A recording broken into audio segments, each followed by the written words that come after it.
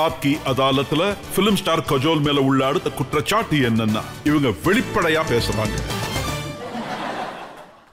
கஜோல் ஷாருக் என்கிட்ட சொன்னாரு, கடவுள் காஜோல தனித்துவமா படைச்சிருக்காருன்னு. ரொம்ப அழகா படைச்சிருக்காரு, நல்ல ஆர்டிஸ்டா படைச்சிருக்காரு. ஆனா சைலன்சரை கொடுக்காம விட்டுட்டாரு. நான் நினைச்சேன் நீங்க ஃபில்டர் வைக்க மறந்துட்டீங்கன்னு சொல்றீங்க. ஆமா, ஐ திங்க் ஏதோ ஒரு விதத்துல ஃபில்டர், அதுக்கப்புறம் வால்யூம் கண்ட்ரோலும் இல்ல, ரெண்டுமே இல்ல. ஐ திங்க் அஜய் கிட்ட ரிமோட் கண்ட்ரோல் இருந்திருந்தா அப்பப்போ நான் இதை பத்தி யோசிப்பேன். But I think out spoken நான் சொல்லி ஆகணும். நிறைய பேர் இந்த அவுட் ஸ்போக்கன் ஒருவேளை யாராவது என்கிட்ட கேள்வி கேட்டாங்கன்னா அப்போ நான் பதில் சொல்லிதானே ஆகணும். என்ன பொறுத்த வரைக்கும் நான் என்ன தோணுதோ அதை நான் சொல்லிடுவேன். அவுட் ஸ்போக்கனா இருக்கறனால எல்லாருக்கும் பிரச்சனை தான். ஷாருக் உங்ககிட்ட சைலன்சர் இல்லங்கறாரு. கரண் ஜோஹர் அவங்க பிரஷர் குக்கர் மாதிரிங்கறாரு. எப்ப விசில் அடிக்கும் எப்ப வெடிக்கும்னு தெரியாதுங்கறாரு. நான் அவ்வளவு மோசமானவல்ல, இருந்திருக்கலாம் ஒரு காலத்துல. But I'm much better now. I have to say that நான் இப்போ ரொம்ப நான் திருந்திட்டேன்னு சொல்ல வரல. நான் ஒரு 10% ஃபில்டர் கண்டிப்பா வந்துருச்சு. ரொம்ப கம்மியா எல்லாம் வந்திருக்கு. நீங்க பாசிகர் செட்ல ஷாருக் கான முதல் தடவையா சந்திச்சப்ப கடவுளே என்ன பையன் இவரு வாய் திறந்து பேசவே மாட்டேங்கிறாருன்னு சொன்னீங்களாமே. ரொம்ப வித்தியாசமா இருந்தாரு. நான் இதை சொல்லி ஆகணும். நான் இந்த விஷயத்த அவர்கிட்ட சொன்னப்போ நான் தெளிவா சொல்றேன், Shahrukh it was 1st of January நான் அவரை சந்திச்சப்போ. ஸோ 31ங்கிறதுனால ஸோ எல்லாரும் ரொம்ப லேட் நைட் வரைக்கும் பார்ட்டி பண்ணிட்டு அப்பதான் வந்திருந்தாங்க. 1st January வேலை செய்யறதுக்காக. இல்லைன்னா 1st January யார் வேலை செய்வாங்க? I mean only Shah Rukh Khan, only he can do that. And நான் obviously I was very up and about, very chirpy. I was loud and அப்புறம் நான் சொன்னேன், யார் இப்படிலாம்? அவரோட மேக்கப் மேன் அப்போ ரவி அங்கிள் இருந்தாரு. He was a Maharashtrian. நான் மராட்டில இஷ்டத்துக்கு ஷாருக்க பத்தி அவர்கிட்ட பேசிட்டே இருக்கேன். அதாவது என்ன ஹீரோ இந்த பையன், பேசவே மாட்டேங்கிறான், எங்க இருந்து கூட்டு வந்திருக்கீங்க, என்ன வித்தியாசமான ஹீரோவா இருக்கான், யாரையும் ஒழுங்கா பாக்குறது கூட இல்ல, இவ்ளோ பெரிய கருப்பு கண்ணாடி போட்டு உட்காந்துருக்கான், ரொம்ப நேரமா நான் இந்த மாதிரி கடகடன்னு பேசிட்டே இருக்கேன். அப்ப யாரோ சொல்றாங்க, ப்ளீஸ் பயங்கரமா தலை வலிக்குது, கொஞ்சம் வாயை மூட சொல்லுங்க, யாராவது அவங்களுக்கு சைலன்சர் போடுங்கன்னு. அப்புறம் ஐ திங்க் நான் முன்னாடியே சொன்னேன், hi how are you, this that and that. It was like அவரோட முதல் வார்த்தையே, don't you ever keep quiet, can't you ever keep quiet. So it's like, no, I can't keep quiet. This is not going to happen. இதுக்கப்புறம் என்ன பண்றதுன்னு சொல்லுங்க. So I think அதுக்கப்புறம் தான் அவர் பேச ஆரம்பிச்சாரு. அண்ட் இப்ப வரைக்கும் எனக்கு தோணுது, ஒருவேளை நீங்க அவர்கிட்ட ஏதாவது கேள்வி கேட்டா டைமர் கண்டிப்பா வச்சுக்கணும் பதில் சொல்றதுக்கு. அது அந்த படத்துல இன்னொரு விஷயமும் நடந்துச்சாமே, உங்ககிட்ட இருந்து ஒரு எக்ஸ்பிரஷனை வாங்குறதுக்காக ஷாருக் கான் படாத பாடுபட்டாராமே.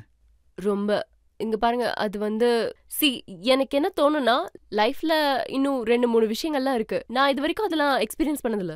So as an actor how can you portray, நீங்க எப்படி கேமராக்கு காட்ட முடியும் நீங்க எக்ஸ்பீரியன்ஸே பண்ணாத ஒரு விஷயத்த? உங்களுக்கு அது புரியாம இருந்தா எப்படி பண்றது? எக்ஸ்பீரியன்ஸ்ங்கிறது ஒரு தனி விஷயம், அது எங்களோட வேலை. ஆஸ் அன் ஆக்டருங்கிறது எங்களோட வேலையே இதுதான். அண்ட் நாங்க எக்ஸ்பீரியன்ஸ் பண்ணாத ஒரு விஷயத்த கேமரால காட்டுறது. ஆனா எனக்கு புரியாத ஒரு விஷயத்த நான் எப்படி கேமரா முன்னாடி காட்ட முடியும்? இப்ப இந்த வெக்கப்படுறது அது எப்படி இருக்கும்னு எனக்கு தெரியாது. நான் வாழ்க்கையில இது வரைக்கும் வெக்கப்பட்டதே இல்ல யார் முன்னாடியும். எனக்கு புரியவே புரியாது. இப்ப people ask me na, are you embarrassed? I was like, I don't know the word itself, embarrassed. What do you mean by that? What am I supposed to feel about that? I can act கொஞ்சமா but உண்மையை சொல்லணும்னா I really don't understand the word itself, and the word only. எனக்கு அது புரிஞ்சதே இல்ல. ஒருவேளை புரிஞ்சிருந்தாலும் I don't know how to act that emotion. ஆனா நீங்க யார முதல் தடவையா சந்திச்சாலும் நீங்க எவ்வளவு வெளிப்படையா பேசுறீங்கன்னு உங்களுக்கு தெரிஞ்சிடும். கரண் ஜோஹரை முதல் தடவை சந்திச்சிருக்கீங்க. கரண் ஜோஹர், நான் சொல்றேன், முதல் தடவை நான் கரண் ஜோஹரை பார்த்தப்போ நான் அவரை ஒரு டிஸ்கோல மீட் பண்ணேன், ஒரு ப்ராப்பர் டிஸ்கோ. அங்க ஒரு party, there was a party going on in that disco, ஒரு film party தான். ஆனா கரண் ஒரு 20 வயசு பையன், he was just 20 years old, ஒரு டிஸ்கோக்கு 3-piece சூட் போட்டுட்டு வந்திருந்தான். இப்ப நீங்களே சொல்லுங்க, உங்களுக்கு யாராவது இந்த மாதிரி இன்ட்ரோடியூஸ் ஆனா நீங்க அவர்கிட்ட என்ன சொல்வீங்க? ஹலோ ஹாய்னு இன்ட்ரோடியூஸ் ஆவீங்களா, இல்லைன்னா என்ன மாதிரி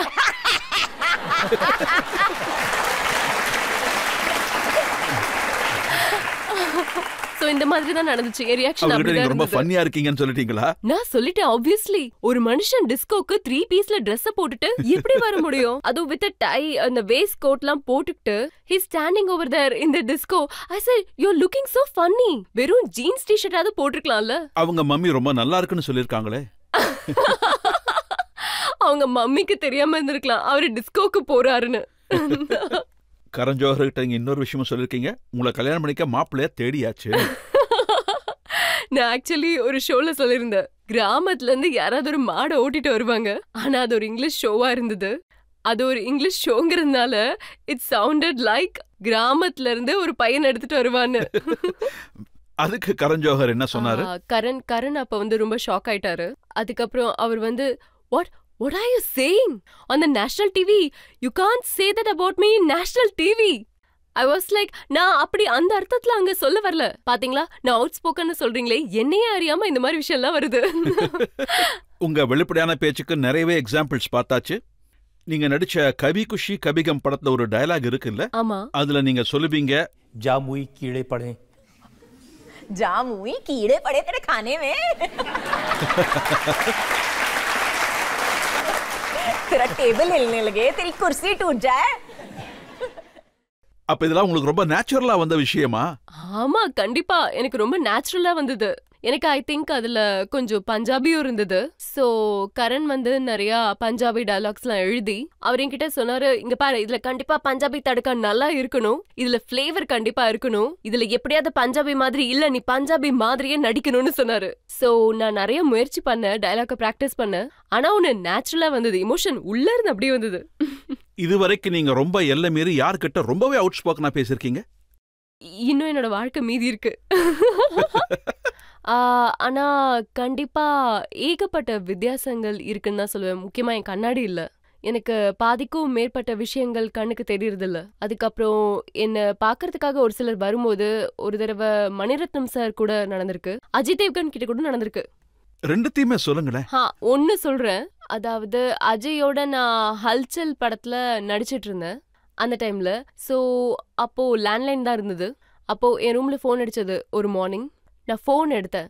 hello, this is Ajay Devgn speaking. சரியா, நான் ஸ்ரீதேவி தான் பேசுறேன், வெய் அப்படின்னு போன் வச்சுட்டேன். No, this is really. ரெண்டாவது தடவை திரும்ப போன் வந்தது.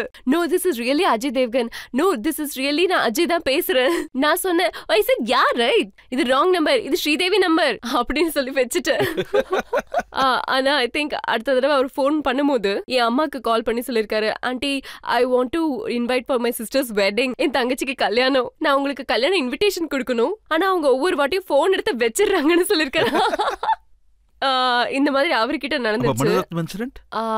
மணிரத்னம் வந்து ஆக்சுவலி அவர் எனக்கு போன் பண்ணிருந்தாரு. He wanted to cast me தில்சேல என்ன காஸ்ட் பண்ணணும்னு நினைச்சாரு. அந்த டைம்ல ஷாருக்கும் என்னையும். அண்ட் அவரு கண்டிப்பா ஷாருக் கிட்ட அவரு பேசியிருப்பாரு. அதுக்கப்புறம் என்கிட்ட மொபைல் இருந்தது. நான் வாஸ் சிட்டிங். நான் அந்த படத்தை பத்தி ட்வீட்டும் பண்ணியிருந்தேன். அப்போ வந்து நான் வண்டியில உட்காந்துட்டு இருந்தேன். துஷ்மன் படத்தோட ஒரு ஸ்டில் இருந்தது. சோ அந்த ஸ்டில்ல வந்து நான் போன்ல பேசிட்டு இருக்கேன். ஆக்சுவலி அந்த ஸ்டில்ல வந்து நான் போன்ல பேசிட்டு இருக்கும்போது மணிரத்னம் எனக்கு போன் பண்றாரு. அப்போ எனக்கு வந்து மணிரத்னமோட போன் வந்தது. நானும் hello, hi, hello, this is Mani Ratnam speaking. And நான் அப்ப வந்து முன்னாடி உட்காந்துட்டு தான். நான் என்ன நினைச்சேன்னா ஷாருக் வந்து பிராங்க் பண்றாருன்னு. நான் அதுக்கு மேல yeah right Shah Rukh, you know, just stop it, I am not going to believe you this time. It's not going to happen. So he said, no, this is really Maniratnam speaking. I said, no, sorry, it's not happening. I'm in the middle of a shot and I can't talk to you right now. phone வச்சிட்டேன். ஷாருக் உடனே phone பண்றாரு, ஏய் idiot, it's Maniratnam. It's really Maniratnam on the phone. இல்ல நிஜமாவே எனக்கு எப்படி தெரியும்? யாராவது சொன்னாங்களா என்ன மணிரத்னம் உனக்கு ஃபோன் பண்ணுவாருன்னு? அப்படின்னா ஷாருக் இந்த மாதிரி பல தடவை விளையாடி இருக்காருன்னு சொல்றீங்க? ஆமாமா, ஷாருக்கும் எனக்கும் இந்த மாதிரி ஏதாவது ஒண்ணு நடந்துட்டே தான் இருக்கும். ஏதாவது ஒரு தப்பு என் சைட்லயே நடக்கும். அதே மாதிரி சில நேரங்கள்ல நான் கீழே விழுந்துருவேன், அவர் வந்து என்ன காப்பாத்திருவாரு. ஏதாவது ஒண்ணு நடந்துட்டே இருக்கும். எங்க ஃப்ரெண்ட்ஷிப் டீப்பானது. நீங்க ஷாருக் இந்த காம்பினேஷன், இந்த பேர் மக்களுக்கு ரொம்பவே பிடிச்சிருக்கு. அவங்களும் சில கேள்விகள் கேட்க விரும்புறாங்க. மேம், நீங்க சின்ன வயசுலயே ஆக்டர் ஆகணும்னு நினைச்சீங்களா இல்ல பெரியவங்கள ஆனதும் நினைச்சீங்களா மேடம்? நான் வந்து ஆக்டர் ஆகணும்னு கண்டிப்பா நினைக்கவே இல்லை. நான் எங்க அம்மா கிட்ட சொல்லியிருந்தேன், யூனோ என்னானாலும் சரி நான் மட்டும் இந்த ஆக்டிங் ப்ரொஃபஷனுக்கு போகவே மாட்டேன்னு. ஒன்னு என்னன்னா சம்பளம் சரியா இருக்காது, ஏதாவது ஒரு மாசத்துல சொல்லாம கொள்ளாம ஏதாவது ஒரு பேமெண்ட் அப்பதான் வரும். நீங்க வேலை அவ்ளோ பாக்குறீங்க. அதாவது எங்க அம்மா அந்த நேரத்துல பாத்தீங்கன்னா ஒரே நேரத்துல 3-4 படம் பண்ணிட்டு இருப்பாங்க. அதாவது காலையில 7ல இருந்து 2 மணி வரைக்கும் இருக்கும், 2 மணில இருந்து 10 மணி வரைக்கும் இருக்கும், 10 மணிக்கு வருவாங்க. எப்பவுமே ரொம்ப பிஸியா இருப்பாங்க. And I would not see her. என்ன பாத்துக்கவே மாட்டாங்க. நான் போய் சொல்வேன், எனக்கு இந்த மாதிரிலாம் வேலை வேண்டவே வேண்டாம், I just want 9 to 6 job. அந்த மாதிரி நிம்மதியா மாச கடைசியில எனக்கு பே செக் கிடைக்கணும், எனக்கு அந்த மாதிரி வேலை கிடைச்சா போதும்னு. எனக்கு இந்த மாதிரி வேலை எல்லாம் வேண்டான்னு சொல்லிட்டேன். நான் படங்கள்ல நடிக்க ஆரம்பிச்சதுக்கு அப்புறமா ஃபர்ஸ்ட் பூஜை அன்னைக்கு ரிமெம்பர் என் அப்பா என்கிட்ட சொன்னாரு, ஹே ஒரு தடவை இந்த நெருப்பு பத்திக்குச்சுன்னா அதுக்கப்புறம் அணையவே அணையாதுன்னு. அப்ப நான் சொன்னேன், அப்படிலாம் நடக்கவே நடக்காதுன்னு. வாட் நெருப்பு அது இதுன்னு, இது ஜஸ்ட் மேக்கப் தானே, சாயந்தரம் கழுவிட்டா முகம் சேம் நார்மலா தானே இருக்கும். ஆனா அவரு சொன்ன விஷயம் உண்மையாயிடுச்சு. நான் கடந்த 25 வருஷமா இங்க தானே இருக்கேன். தேங்க்யூ.